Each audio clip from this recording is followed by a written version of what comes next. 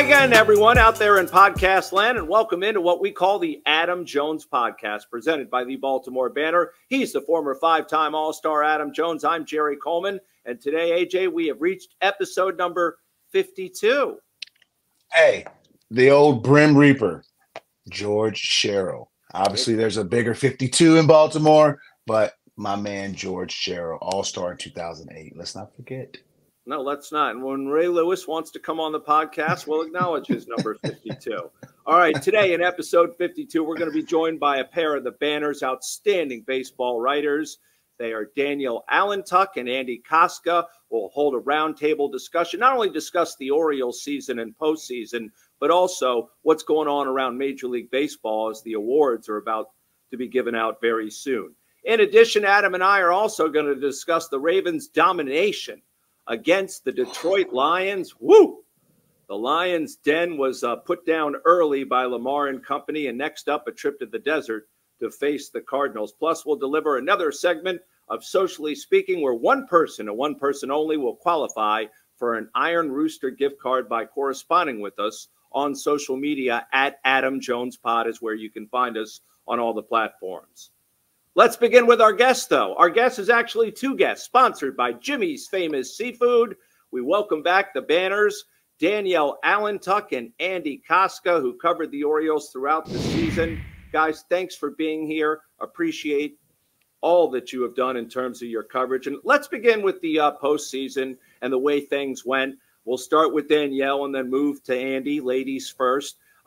The layoff with the playoffs. We saw what happened with the Dodgers. We saw what happened with the Braves and these 5 days off. And they all had 5 days off between the end of the season and game one. And then there were then they played 3 games over 5 days, and it didn't go well for any of the 3 teams. So my question is, before Adam falls asleep, is what's going to change here going forward? Do you think there will be a reaction from the powers that be at Major League Baseball because of what we witnessed? And I don't think so, because I don't think any team is ever going to come out and say, hey, we had 5 days off and that's why we lost, so we have to change it. They're never going to make an excuse like that.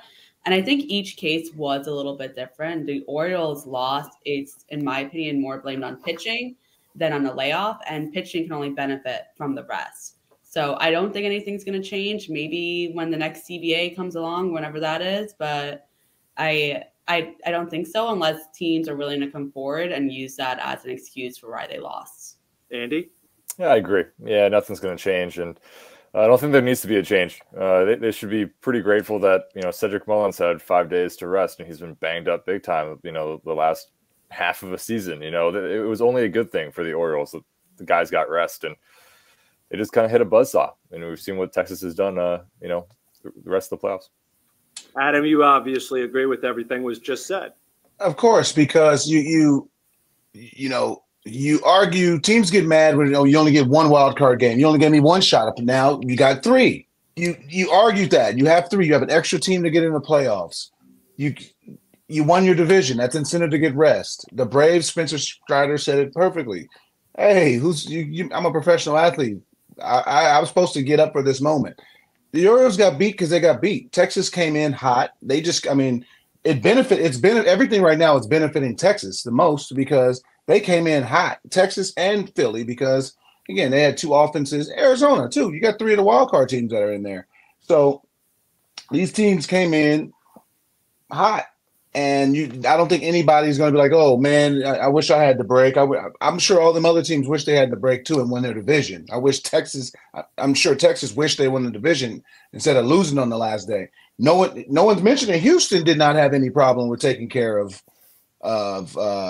Minnesota. My thing that I propose is maybe the number 1 seed gets to pick who he plays, because the Orioles would have probably picked to play Minnesota over playing a hot Texas team. The Braves would have probably picked playing Arizona over playing Philly. Those are if you can do something like that. I think that's been proposed before. That would be crazy, but I think it'd be good because you're being called out mano a mano. You know what I mean? That's just my 2 cents. All right, some responses from you guys. I just don't see that working well. I mean, it's like a draft for the playoffs kind of, but you're picking your team. Only after they win, though. Like after Minnesota, after Houston beat Minnesota or whatever. After the Twins beat the Blue Jays, the Rays lost to Texas. The Orioles, as the number 1 seed, gets to say, "Okay, I want to play him. I want to play them." So you keep teams on the tarmac, and then it's a logistics issue, big logistics issue, massive one.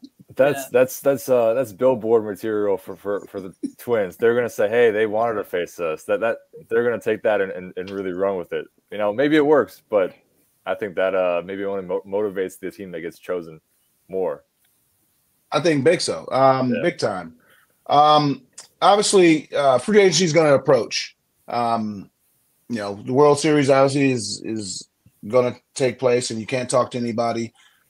We have in-house guys that need some love. I don't know if they're free agents yet. Mullins and Santander. What do you think their futures are? Their futures hold with, you know, I think it's coming at the same time. The same thing as me is guys are getting older. You also have guys that are knocking on the door. So what do you think their future holds? Hey, before we let them answer, let's all hear what Mike Elias had to say about the situation, which we all witnessed firsthand, at least 3 of the 4. It's a really good group. I'm not going to start talking about specific individual business in any corner of the organization right now, but it's a really good group of players, and they had good seasons, and they're going to get raises through the system. What does that mean? It means they're not going to tell us anything. That's what happens. That's what it means. He's good at that. Mike is a smart guy and is not going to tip his hands. But, you know, as you know, these guys are arbitration eligible. Santander's final year. I think Mullins might be entering his final year. Somebody fact check me on that one. But yeah, I mean, they're due for raises. Santander especially, you know, should get a pretty big pay raise, which of course starts the trade conversations. He's had trade conversations for the past 3 off seasons, and you know, has never been dealt. And I still, you know, of course, it technically you look at the wages and you say, okay, we have a Colton Cowser, you have a Kyle Stowers, you have guys coming up, Heston Kjerstad, that, you know, are corner outfielders who, you know, can play almost every day, but you don't have a switch hitter that can produce he's probably the best switch hitting power hitter in baseball. So that doesn't come around very frequently. So I don't know if the O's will actually be willing to part ways with that when they still have team control on a guy. So we'll see. I mean, that's all ahead in the offseason, but definitely I still believe that Mullins and Santander will be big pieces of this team in 2024. I agree. I mean, Cedric in particular, his defense is really hard to replace, and I think that they need that. I don't think any of their top prospects are there yet and can replicate what he can do. I mean, even if he has to bat 9th in the lineup, if he continues to have a layoff at the plate next year. But I just don't think Cowser or Kjerstad, I just don't think that they're ready yet to be everyday major league players. So I think maybe next year, if one of those 2 or any of the other prospects come up, I could see them trading somebody at the deadline. But I don't necessarily see it happening this offseason. Do we all agree that some trades are going to have to be made during the offseason because of the glut, especially in the infield? And maybe also, this is sort of a 2-part question. The second half would be getting ahead. This is not an Oriole tradition. They did it with Adam. They haven't done it with a lot of guys and Chris Davis, but paying some guys like Gunnar Henderson and some other guys up front, giving them money that they can't turn down at this juncture. Well, Scott Boras is Gunnar Henderson's agent, so he's not getting a long-term extension. You know, most likely just based on Boras's practices. You know, with other big names. And he's got Rutschman too, right? No, Rushman's with a different agency. Okay, but you know, you'd imagine a similar. Why not? You know, kind of see in 5 years what the open market looks like. You know, even if you come back, you know, it's players have that right, and they should take advantage of it. So I think it would be difficult to tie those guys down long term, not just because of the Orioles' track record of not really doing that, but also just based on those players might want to, and their representation might encourage them to say, hey, you know, you're fine playing year to year here. You really like it here. And when the time comes, maybe you resign. And, you know, but you may as well hear what other teams have to offer as well. To go to the first part of your question, trades, yeah, I'd imagine there's some trade maybe for a starting pitching candidate, maybe a number 2 starter behind Bradish. We'll see what that looks like, but they definitely have the capital that they can get something done. Or they could really, we saw what Nathan Eovaldi did, on a 2-year free agent deal with Texas, phenomenal postseason. Maybe they go that route instead, but definitely I'd imagine, you have to do something to add a starting pitcher this offseason. I could also see them trading for a closer. They have all these prospects. They have a backlog right now. Now it's kind of the time to go big and make that move. Batista's out for all of next year and then he's back. You could go for a guy who has 1 year left in his contract and have a solid closer for all of next year instead of kind of doing closer by committee again. I like that. I like the little rascal behind you. The kid's going crazy. No, okay. Now we talk about the players.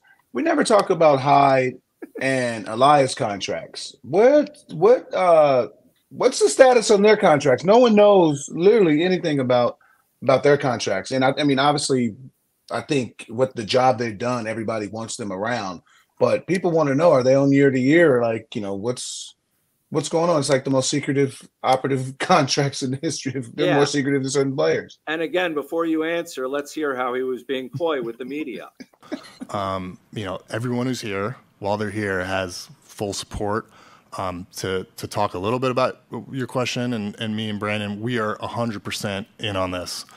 We're giving our hearts and souls and minds and quite a bit of experience to this. And I hope that lasts forever. A roundtable discussion here with Danielle Allentuck and Andy Kostka from the Baltimore Banner about the Orioles and MLB continues after a word. And please salute our loyal, dedicated sponsors. Hi guys, Oriole Hall of Famer and ambassador to the Baseball Warehouse, Mike Bordick here. We are honored and excited to help support the Adam Jones podcast. The Baseball Warehouse has 4 locations in Maryland and 2 in Pennsylvania. We specialize in private instruction, camps, showcases, charity events, Badgers baseball, and one-of-a-kind events featuring current Major League players and Hall of Famers. Our instructors have all played collegiately and professionally, many of whom have reached the major leagues. Check out thebaseballwarehouse.com to learn more and check us out on social media. Also, make sure to check out Orioles Hall of Famer Rick Dempsey's Baseball Warehouse opening in Columbia this October. Yeah, it's October 8th from 1 to 5 p.m. I'll be there with many of my former teammates, and I want to see you there.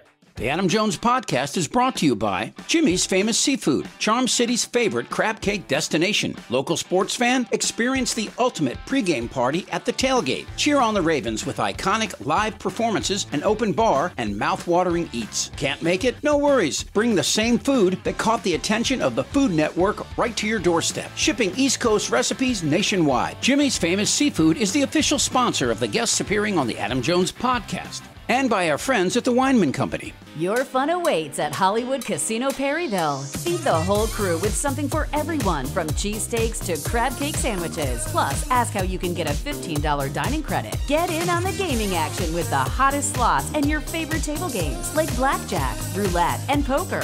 Free live shows every Friday and Saturday. Plus, become a Penn Play member and get up to $250 in rewards. Come experience non-stop fun and excitement only at Hollywood Casino Perryville. The Adam Jones podcast is brought to you by Effective Solutions, your one-stop shop for commercial contracting. Everything from excavation and site development to emergency remediation and restoration. Effective Solutions specializes in many forms of commercial and mixed-use construction, like leak investigation, framing, trim carpentry, insulation, drywall, painting, wallpaper, flooring, masonry, waterproofing, paving, tree removal, and much more. With a dedicated staff and a commitment to quality, Effective Solutions delivers every time. By G-Leaf Medical Cannabis Only. Visit gleaf.com. Medical cannabis is for qualified Maryland patients only. The Adam Jones podcast is brought to you by Royal Farms. Download the Royal Farms app from the Apple App Store or Google Play today. New Royal Farms Rewards members will get a free any-size cup of Royal Farms award-winning coffee just for signing up. You know, it takes a lot of hard work to be a professional football kicker. I would know. I am a professional football kicker. So when I need the energy to get through a tough practice, I get a cup of coffee from Royal Farms. Try those beans. Royal Farms' new coffee machines grind fresh beans and brew them for a perfect cup every time. It's the freshest coffee in the world, and just the kick I need. Real fresh, real fast. Royal Farms. By Jack Daniels, 2 legends, 1 can. Jack and Coke, the #1 cocktail in the world, is now available in a can. Yes, that's true. Jack Daniels Tennessee Whiskey, mixed with Coca-Cola or Coca-Cola Zero Sugar, are now both available in a can. 2 legends, 1 can. Jack and Coke, ready to drink? Please drink responsibly. Whiskey specialty, 7% alcohol by volume. Jack Daniels Tennessee Whiskey, Lynchburg, Tennessee. And a reminder, if you guys are enjoying this podcast, make sure to check out the Baltimore Banner at thebaltimorebanner.com/AJ to get started. Now let's get back to our continuing conversation, our roundtable discussion with the Baltimore Banner's baseball beat writers, Danielle Allentuck and Andy Kostka, right here on the Adam Jones podcast.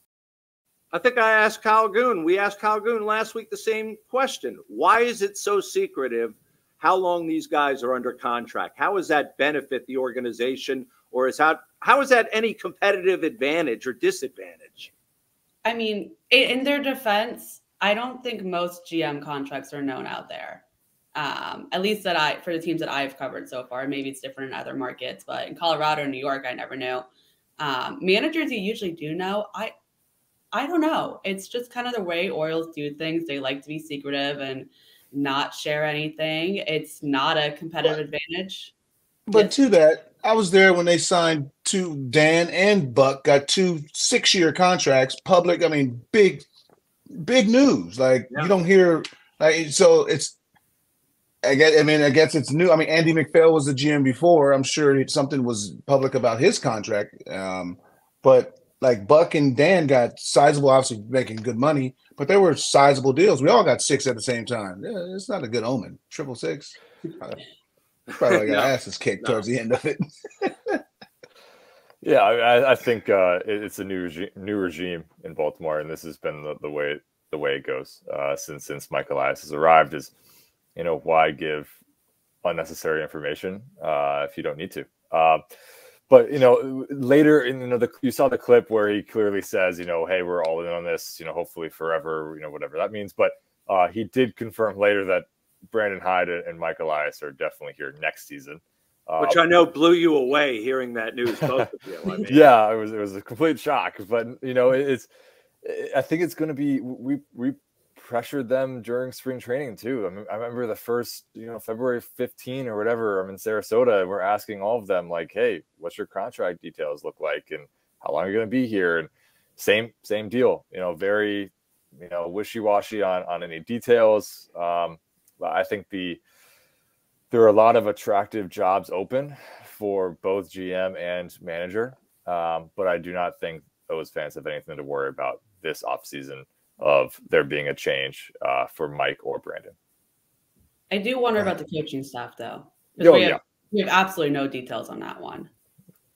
Yeah, that usually comes in early November where we hear this guy's back, this guy is not back, and this guy's taking his job. Right. I mean, there's openings. I mean, you got to see Counsell, Stearns up. There's some openings out there, especially in Boston, the GM. I mean, you go down to Miami, the GM. Obviously I think that's a lesser job than Baltimore, but Boston is obviously in a very, very attractive place, to rebuild that whole organization with a boatload of money. So that's why I'm on this side, I'm understanding why people elevate, like, why are you taking that job when it was just so good here? Well, I'm getting triple the budget to work with. That's different, so I'm starting to learn and understand that side of the game. Do you think other teams, and they've already started, are going to poach maybe people out of the Orioles front office, Danielle, and then Andy? I could see maybe Sig getting poached. He is the assistant GM. He's fantastic at what he does. I don't know what he wants to do, though. I mean, this is a really good opportunity here to help build, a potential World Series team in the next couple of years. I don't know if you'd want to go to a team like Miami where, you're kind of farther behind than the Orioles are. But of all the people, I could see him being the one getting poached. Yeah, I mean, that's a good call from Danielle. I mean, we did see it with Brad Ciolek, director of draft operations, just moved over to the Washington Nationals. Similar role there with the Nats. But I mean, teams are recognizing what he did. And he was one of the few front office types that was kept over from the Dan Duquette years. But he's did a phenomenal job building on the draft. I mean, he's responsible for Adley Rutschman, Gunnar Henderson, this entire farm system practically. Of course, with Mike Elias and a million scouts and Jackson Holliday, as the number one pick. When you have a number one pick with Jackson and Adley, it's hard to miss. But now with the Nationals, we'll you'll see what he can do there. But definitely other franchises will be interested in this front office because they have proven that, hey, it works, and with a pretty low budget, they can get pretty good results. Now that you mentioned Holliday, I think that's this clock. I think everybody's predicting when this young man is going to get to the big leagues. Obviously, his video of him hitting with his father, and he's back on the drawing board, getting back on the grind, which I love. Your estimation and guess. My guess was the old adage of the clock of what's it, May 25th through June 1st. That's when you don't get the Super 2. But now if you win Rookie of the Year, you bypass the Super 2 and go straight to arbitration. So who cares about that? When do you guys estimate this young man potentially making his way to Birdland? He could be the opening day second baseman. I think he has an opportunity to. I mean, he'll be at big league camp again, just like he was as a fresh-faced 18-year-old or whatever he was last offseason, and he really impressed last year. He was superb throughout every level of the minor leagues this year, and he will go to February and March in Sarasota with something to prove, and I think he could be the starting second baseman. It'll be interesting to see Adam Frazier as a free agent now, so we'll see if he comes back. But I think Holliday kind of has that inner track that he could be in that mix. He and Jordan Westburg kind of going to be battling it out, and maybe they could both be on the roster. And Holliday has the opportunity to play shortstop too. But I really like what Gunnar does at short, and his experience as a basically everyday shortstop in the big leagues already kind of gives him the front edge to have that position. But you've got to you lick your chops when you see a guy like Jackson Holliday. And, he's only going to get bigger and better as the years go. I mean, Elias said it, he's going to be in camp with a chance to make the team. So he kind of alluded to that. They're looking at him for that already for next year. I could kind of see him going back to AAA for maybe a couple weeks, the month of April. I do think that they want to see him, get challenged a little bit, maybe a little bit more. I could see him being a May, June call-up, but definitely before the All-Star game. He'll be at Major League Spring Training. I mean, he was last year. He didn't have a full season anywhere because he moved so fast, but he hasn't been in AAA terribly long, but he did pretty well. I think when you're 19 and then you're 20, it's 1 year, but that's a lot of aging and physical development. I can't wait to see what he looks like in spring training. Yeah, I don't know how you hold him back, guys. And also, it is a great dilemma to have whether he plays shortstop or Gunnar Henderson plays short or moves to third, because someone's going to have to move. I see Gunnar at short. I mean, I haven't seen Jackson play shortstop in person yet, so maybe I can't judge too much on that one. But I agree with Andy. I love watching Gunnar play shortstop. I think that's where he thrives over third base. But you can see them move around a lot. They don't have to have set spots. And that's to my next question, the Gold Glove. We might have a couple snubs. I don't think there's snubs yet. Mullins. Do you think Gunnar should have been a candidate? It's hard to say that because again, he does play third base a substantial amount. Like I can't say exactly to the percentage, but it's probably 20 to 30% of his innings have came at third base because of Mateo's playing. So it's hard for me to say, you get a Gold Glove at especially a premier position like shortstop when you don't play shortstop, when you're the premier shortstop, but you don't play it every single time. It was like a Lorenzo Cain issue years ago where he played center, but every time there was a late inning defensive replacement, he went to right. You can't do that. If you're a premier center fielder, you can't get switched out. So and then you got Mullins, who just missed some games. He had some injuries, battled some injuries. That's part of it. But then you got the guys who actually are finalists. Hayes, Mountie. That was a surprise, but he's actually played pretty well. And obviously Adley. What does that say to, first off, I was there when, we had one, then we had three. What does that say to just the testament of the attitude, because defense is an attitude. Defense is not just a reactionary. No, defense is an attitude. What does that say to every day them young men bringing it? Definitely. I mean, the defense has been a huge boost for this team. And when you have, pitch to contact pitchers, like a Kyle Gibson, tremendous when you have a strong defense behind them. I was, a little surprised by the Gold Glove candidates. I think, Mullins could have been in there. Austin Hayes had some terrific catches, and his arm was terrific. Obviously, he is one of the best arms in left field. But some of his jumps this year made some of the catches. Excuse me if Austin hears this, but some of the jumps were, according to analytics, a little bit delayed, or the other direction, which maybe made a little bit of the catches a little bit better. But he made the catches, and that's what counts at the end of the day. So there's still web gems. But Gunnar could have been a candidate too, and he had some errors early in the year with his throwing when he had that wrist injury, so that probably worked against him a little bit. But props to Ryan Mountcastle if you consider he came up as a shortstop, played a little bit of corner outfield in the minors, and now has really transitioned to first base, and that's not an easy position to learn. And he's done a great job. So credit to where the guys are due. And then Adley in his framing and his blocking are terrific behind the plate. So, but yeah, all over the field, there's a lot of great defenders, and that's a huge plus.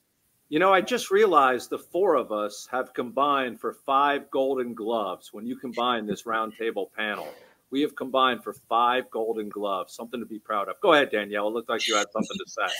Specifically me, who's never played baseball before. It's quite an honor. To Adam's earlier point, they were playing defense every day. Every game mattered for them. So, one defensive mistake, would have been a huge flop for them. So they had to play every game well there. They had to play well on all sides of the ball.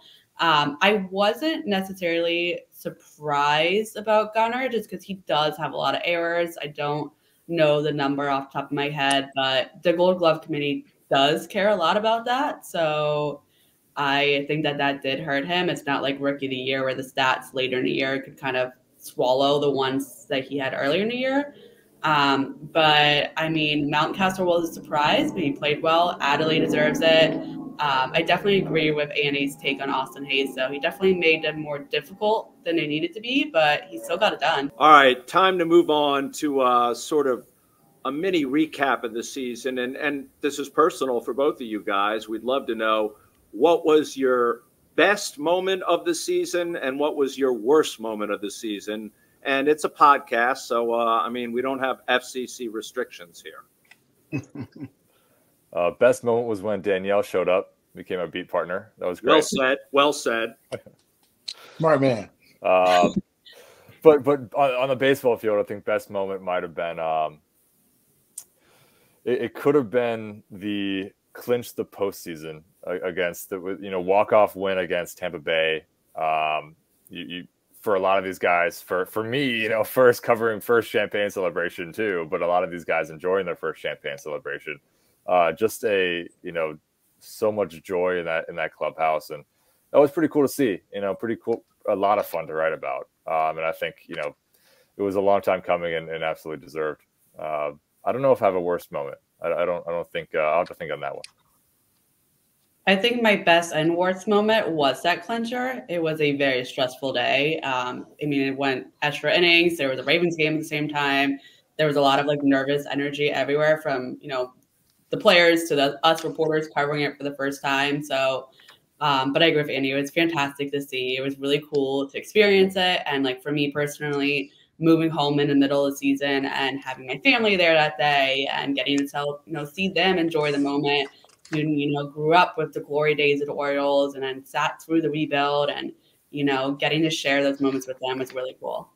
Mine was, everything. I think the whole season was just from opening pitch to the last pitch. I think it was just an incredible year. I think the fans believed in them. The fans, you got your fan base in the back. 100%. The fans knew that, okay, we lost this year, but we have cavalry coming in the farm system coming for next year. So by them understanding that gives the players a breath of fresh air and we don't have to win right now, but we know we're going to come back. And my worst part of the season is my dumbass prediction. If we go back to I think I'm like 20 games off. What they finish? What was the Orioles record when they finished? 101 and 61. So I'm 19 games off. I had them grinding at 82 and 80, making the playoffs, but grinding. They grinded 19 more wins. Tony Gwynn, all RIP to my guy. So that was my worst moment of the year, is making that dumbass prediction. So that's why you make predictions, and that's why on this side, I hope somebody's seen it. I hope they had me on the board, and maybe some a nice debonair suit, and they start ripping off the clothes as they got victories. I would submit, and I like those, that your two first pitches during the regular season and postseason were the low points. Okay. That's my high point. That was a low point, too, but that wasn't playing the season. And why we need to keep showing that on YouTube is unnecessary. But, that was everybody's high point.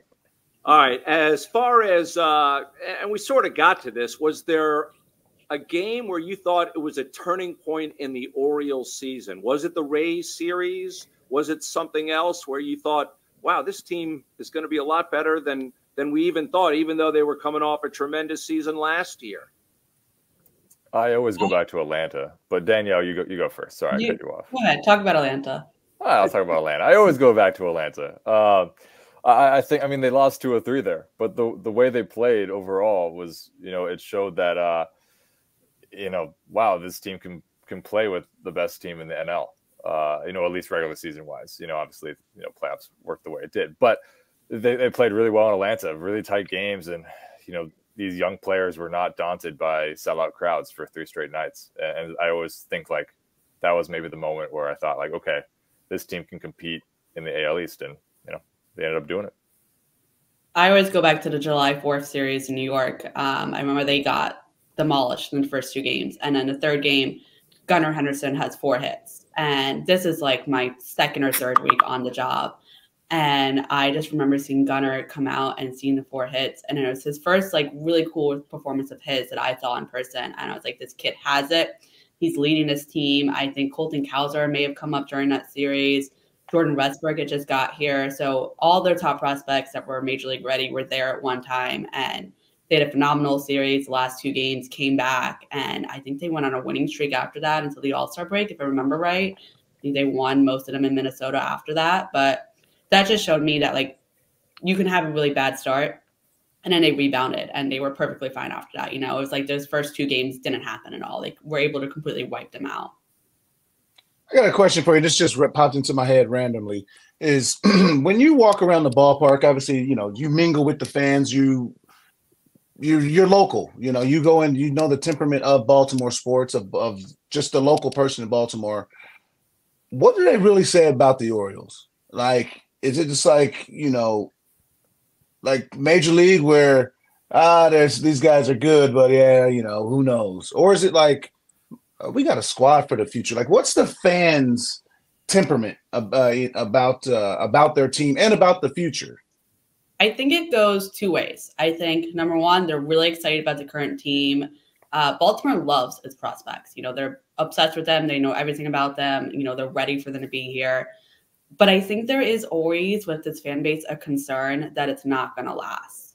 Like, they have the prospects, but are they going to pay them and keep them here long term? I think that there's still some hesitation that, even though these guys are under team control, they've fallen in love with players before and then they've been traded away. So, or not paid when it comes to free agency. So I think that they're really excited, but they're like tentatively excited and, maybe hopeful that this will be different, that they will keep their loved players here. Yeah, I think there's always an undercurrent of worry and fear in a Baltimore fan. Maybe that's because of the Baltimore Colts.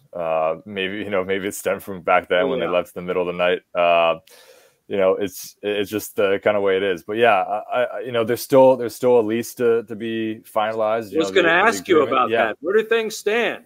They have a memorandum of understanding, which is a non-binding legal agreement that says 30 extra years at Camden Yards, which they plastered that on the scoreboard with Angelos and Governor Westmore really celebrating this. And, we discovered, the next morning that it wasn't actually finalized. It is just the memorandum of understanding. The belief is, that it will get done. It's even if it goes beyond the December 31, technically deadline of when the current lease expires is not the end of the world here. But there's still a lot to be figured out because this is not a standard lease. It's not just the Ravens got their lease done last year, and it was, just basically the stadium complex. So it made it a lot more. It's never simple, but for lack of a better word, simple. This includes so much development rights and how do you want to rebuild the downtown corridor and add all of this development. That makes it incredibly complicated. You need not just the MSA, and you need a lot of different governmental departments to sign off and agree to things. And so there's still a lot of hoops to jump through, but it's on the right track, and it shouldn't be an overarching concern. All right, let's move on to these postseason awards. Well, actually, they're for the regular season. Will be given out in early November. And let's start with the most valuable player, and we'll move along there, Adam. Who gets your MVP in the American League? I think we know who that is. It seems like a foregone conclusion. What about the National League? I mean, the American League, it's tough to say. Yordan Alvarez, obviously, what he's doing. I think you're talking about the season. Yes. Oh, the overall season. I'm talking about playoffs, man. My mind is minimum playoffs. Of course, you give it to Ohtani. What he's done. His impact alone. We talked about it months ago. Is 10,000 more fans a game when he's a starting pitcher. But to me, it's deep in my bones. I don't think that the most valuable player should come from a team that's not in the playoffs. That's just me. Baseball is the only sport that does that.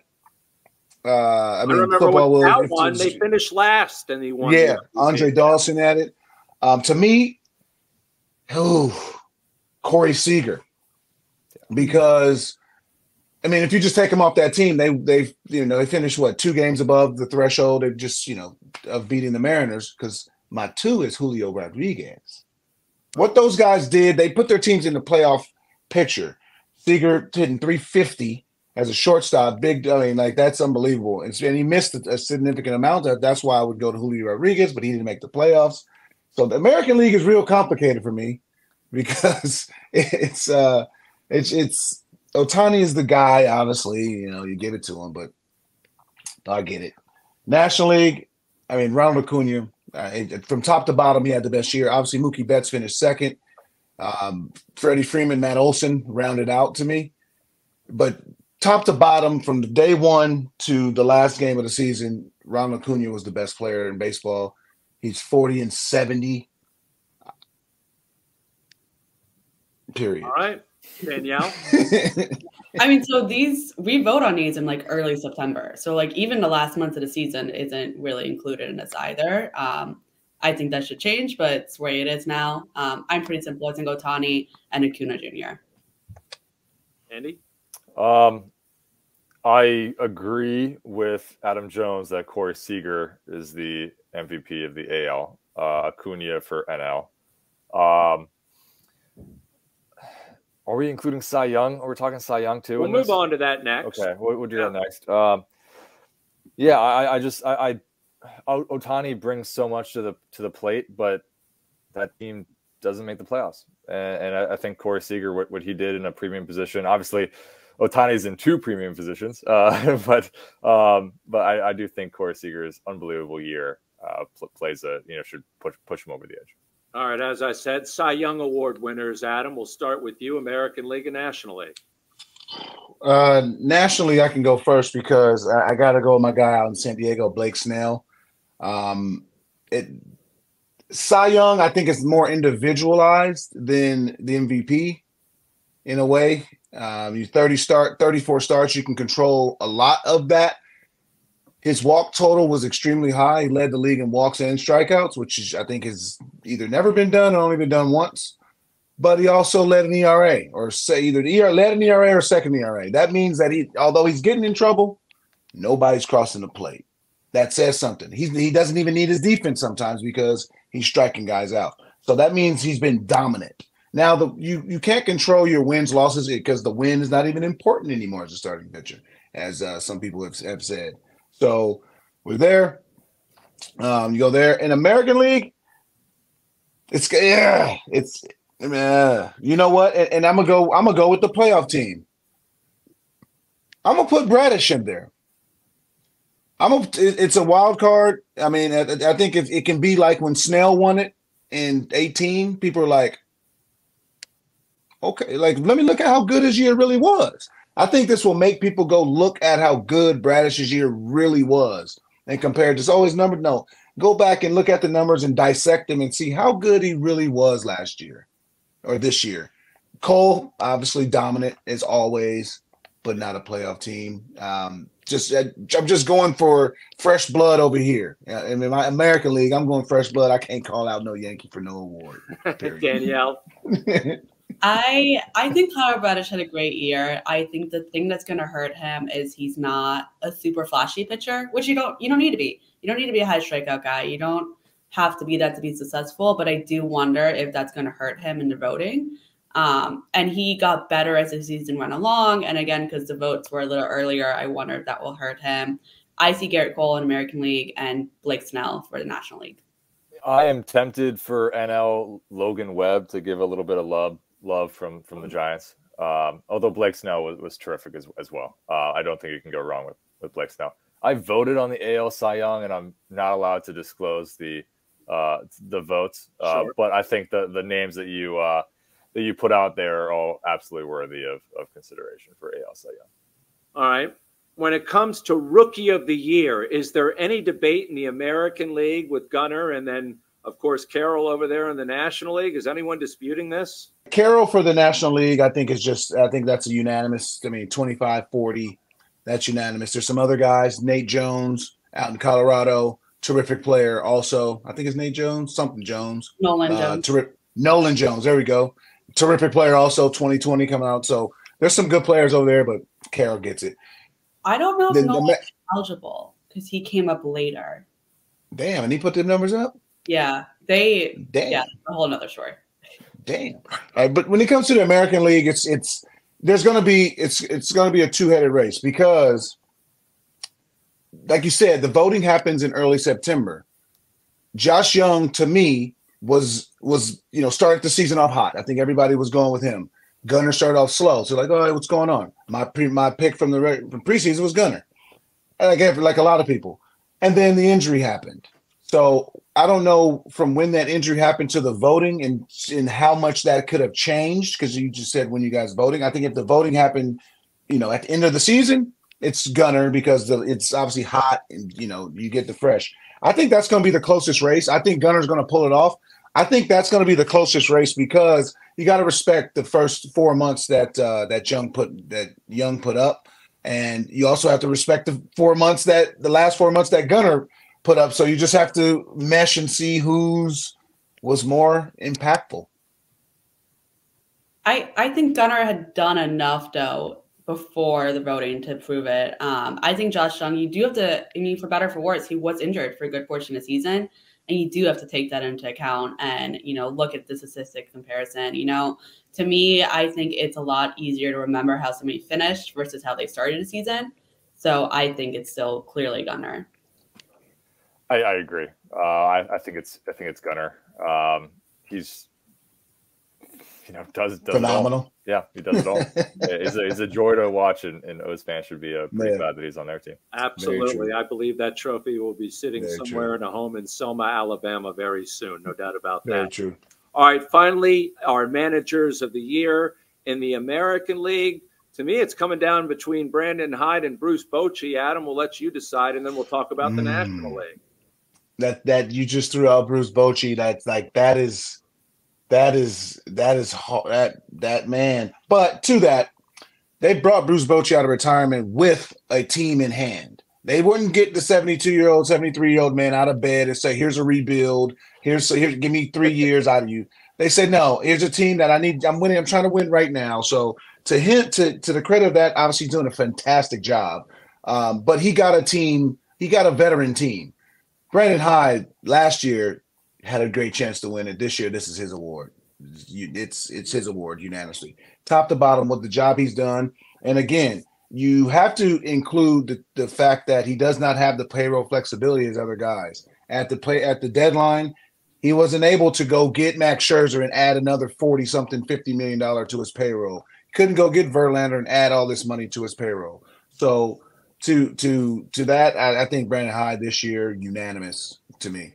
What about the National League? You have a thought there? Because that's the National League. I don't really think about National League too much. I mean, I want Bob Melvin to get it out there. But no, honestly, this year, I mean, but again, you said the voting was already done.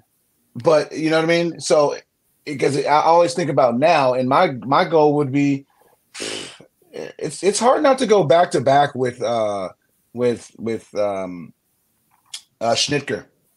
Brian Schnitker. Unfortunately, it's hard not to go with him. I love Rob Thompson. I think he finished second to me. Schnitker, again, he's leading a band of superstars, and he's controlling the superstars. The Padres have a group of superstars that aren't able to be controlled and get the W's. He's controlling this superstar in a great organization, and he's getting the best out of his players day in and day out. They were projected to be the winners and, of the division. They did that. Obviously, the World Series is a different task, but to me, it's hard to dethrone Schnitker. I think with the American League, I mean, you look at Texas, they didn't win the division, though. They dipped for a good portion of the season. There was a layoff, and obviously, they had some injuries there, but every team has injuries, and the Orioles were able to win the division with a younger team who had never done it before. So I think Hyde's the obvious choice there. I can't remember his name off the top of my head, but I think the Diamondbacks manager deserves a lot of credit for what he did this year. They also lost 100 games 2 years ago, and I used to cover the Rockies, so I was in Arizona all the time. And even a year ago, I was sitting there and I was like, man, this team is not good. They're not put together. Their defense is awful. And just the difference that they made in the past year to now be in the playoffs and in the NLCS, I think he deserves a lot of the credit. Their team has not changed that much from the team I was watching the last couple of years. Yeah, that's I think it's Torey Lovullo for the Diamondbacks is definitely a good call from Danielle. For NL, even Snicker is right in that race. I would throw Craig Counsell in there too for the Brewers. That's another small market team that again has done great things. They have an easier path to the playoffs because the NL Central is kind of a mess. So, and obviously if you account for the playoffs, things change, but you can't, it's a regular season award. So, for a lot of these guys, if it was based on the postseason Diamondbacks, of course, they had the best run of any of these teams. But AL, I do believe Brandon Hyde is the guy for it. It is, if it is a postseason award, Bruce Bochy got the upper hand and has the last laugh. His team went deeper than the O's did, but Brandon Hyde did a great job turning around this organization, and I think he deserves it because not many guys last a rebuild. Most of the time you have a manager that, if you're doing a rebuild, they get fired at the end of it, or they're just let go. And in the fact that, this is, he's weathered the storm of 100 losses to reap the benefits is a credit to him. All right. I think that's a good conversation. What a round table it was with Danielle Allentuck and Andy Kostka. Now you guys get some time off, or maybe not, depending on what the Orioles do or don't do before spring training cranks up. Thanks again for taking the times, and look forward to doing this again with you two. Thank you. I know you enjoy, Adam, getting a media perspective on how they perceive things. Well, I mean, I'm in that side now, so obviously I respected the craft over the years, but yeah, I'm getting it.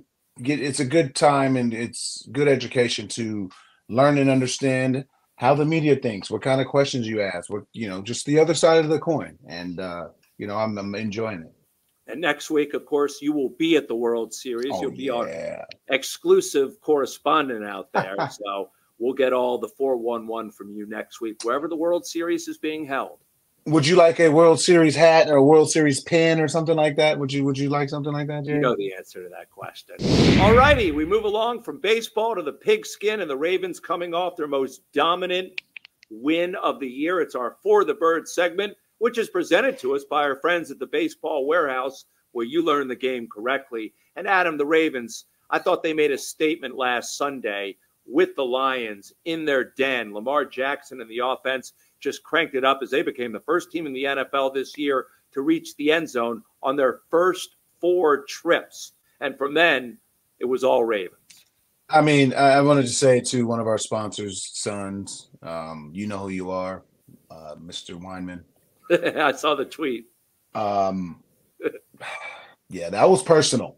But again, the Lions having a great season. But no, I think coming off the win lost a couple weeks ago in Pittsburgh, they took chances.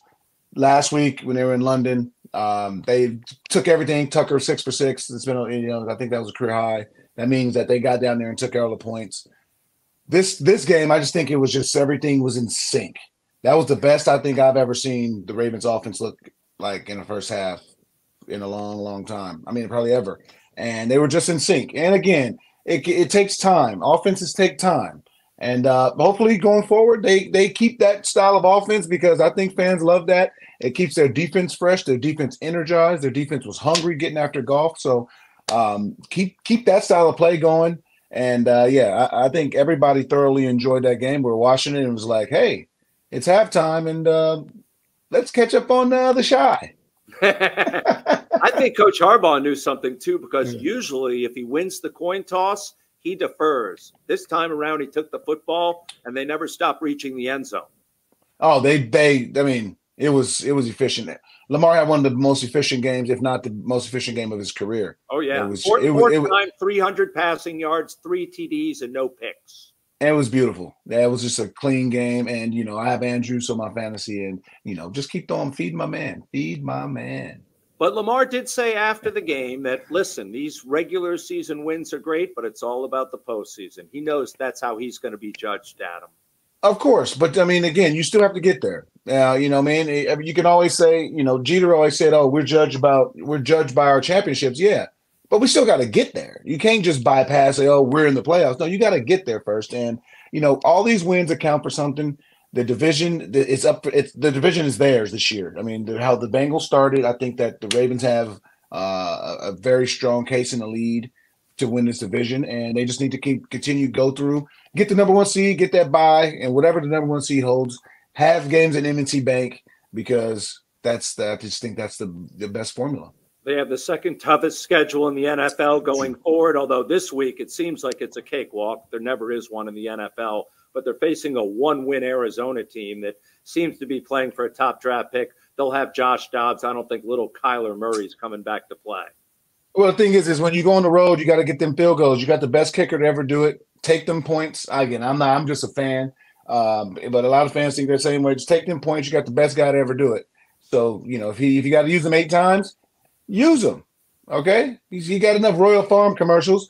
Means he got time on his hands. So, use him. Use this man. He is great. Get them 3, and then get that defense and get another 3. I mean, obviously you want to get the end zone as much as possible, but if you got somebody that you can count on from 65 in, give him the ball. Well, the Ravens will be looking for a 3rd straight win, looking to go 3-1 on the road. This will be the first of 3 West Coast trips they still have to take. They still have to go out to the Chargers for a Sunday night game in November. And then Christmas night, Monday Night Football, they will be at the 49ers. Yeah. All right. We'll conclude this episode with some Socially Speaking, where we address a social media post or even a podcast rating. And for those who are not in the mix and how you rate our podcasts, here's a simple video that even I can understand. On your phone, go to Podcast. Type in Adam Jones. Now you're at the Adam Jones Podcast. Then just follow us. It's free. Rate us. 5 stars would be great. Now that was easy, right? On social media, we're at Adam Jones Pod. That address will become important in a few moments because I have something to tell you about our podcast address. But You can also locate the podcast and rate it, as we just showed you, especially on Apple Podcasts. This week, Adam, we heard from Zach via Apple Podcasts, where he rated the podcast appropriately with 5 stars. That automatically qualifies him for an Iron Rooster gift card. By the way, if you want to learn how to rate the podcast, watch that video again. The review was titled Great Show. It came from Zach5963. He wrote about the podcast. I love how they hit it all in Baltimore sports, not just the Orioles. They bring such great guests on with so many wonderful stories. Love the show. We love that review. Thank you very much, Zach. And again, you become eligible for that Iron Rooster gift card. We appreciate that. Yeah, we do. We really do. Yeah. From Barcelona to Baltimore, we appreciate it. We also appreciate our loyal, dedicated sponsors. Go out and support these people. Hi, guys. Oriole Hall of Famer and ambassador to the Baseball Warehouse, Mike Bordick here. We are honored and excited to help support the Adam Jones podcast. The Baseball Warehouse has 4 locations in Maryland and 2 in Pennsylvania. We specialize in private instruction, camps, showcases, charity events, Badgers baseball, and one-of-a-kind events featuring current Major League players and Hall of Famers. Our instructors have all played collegiately and professionally, many of whom have reached the major leagues. Check out thebaseballwarehouse.com to learn more and check us out on social media. Also, make sure to check out Orioles Hall of Famer Rick Dempsey's Baseball Warehouse opening in Columbia this October. Yeah, it's October 8th from 1 to 5 p.m. I'll be there with many of my former teammates, and I want to see you there. The Adam Jones podcast is brought to you by Jimmy's Famous Seafood, Charm City's favorite crab cake destination. Local sports fan, experience the ultimate pregame party at the tailgate. Cheer on the Ravens with iconic live performances, an open bar, and mouth-watering eats. Can't make it? No worries. Bring the same food that caught the attention of the Food Network right to your doorstep. Shipping East Coast recipes nationwide. Jimmy's Famous Seafood is the official sponsor of the guests appearing on the Adam Jones podcast. And by our friends at the Weinman Company. Your fun awaits at Hollywood Casino Perryville. Feed the whole crew with something for everyone, from cheesesteaks to crab cake sandwiches. Plus, ask how you can get a $15 dining credit. Get in on the gaming action with the hottest slots and your favorite table games like blackjack, roulette, and poker. Free live shows every Friday and Saturday. Plus, become a Penn Play member and get up to $250 in rewards. Come experience non-stop fun and excitement only at Hollywood Casino Perryville.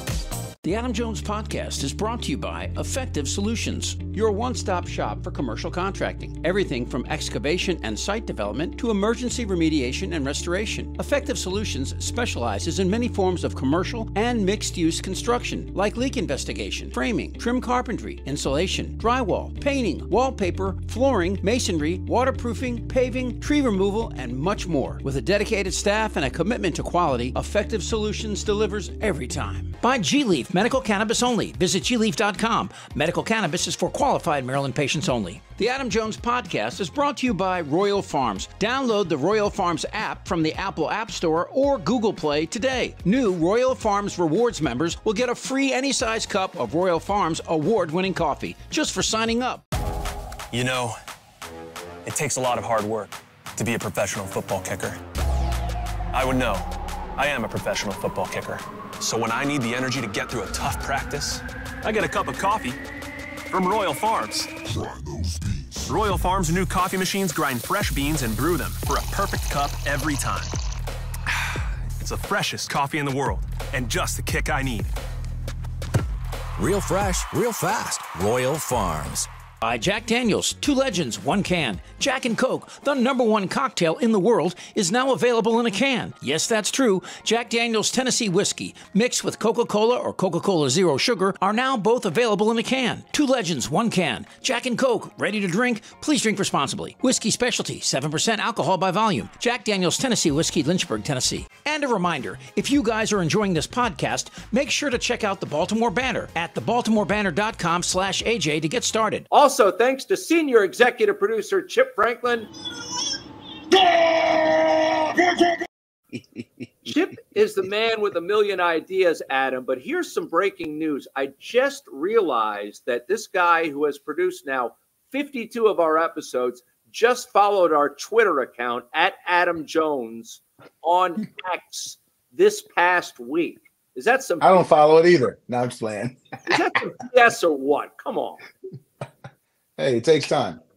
Yeah, It took almost a year. That's his way to get revenge, showing the pie in the face. Get with the program, Chip. Go out and subscribe to the Baltimore Banner. That about does it. Until next week, be real, be kind, and be back for another episode of what we call the Adam Jones Podcast. See ya.